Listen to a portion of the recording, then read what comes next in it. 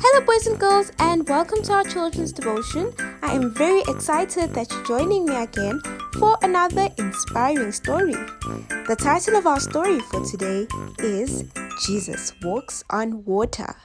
But before we get into the story, I would like to ask you a few questions.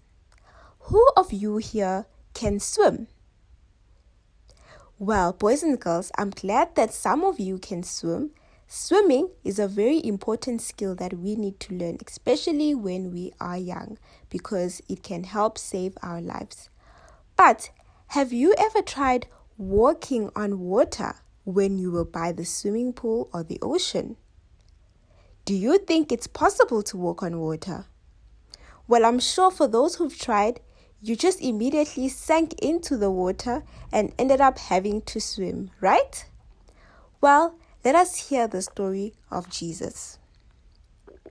One day, Jesus sent his disciples ahead of him, and they crossed the Sea of Galilee on a boat. Thinking that Jesus would board on another boat, they, disciples, began their trip. But there was much wind, and the sea was agitated. At some point, they saw someone walking on the water toward them. That person was Jesus. The disciples were scared and thought they were seeing a ghost and began to scream. But Jesus calmed them, saying, "Do not be afraid." Boys and girls, are you afraid of ghosts? Yes, I'm sure all of us are afraid of ghosts, and the disciples thought they were also seeing a ghost because it was the first time they were seeing a human being walking on water. But you know what was different about Jesus? He created the water, so he could walk on water. So Jesus told his disciples not to be afraid. If he can walk on water, he can also free you from your fear. And I'm so glad that I have a God who is able to take away my fear. And I can always read the story and remember the story in my head that because Jesus can walk on water, that means that he can take away my fears.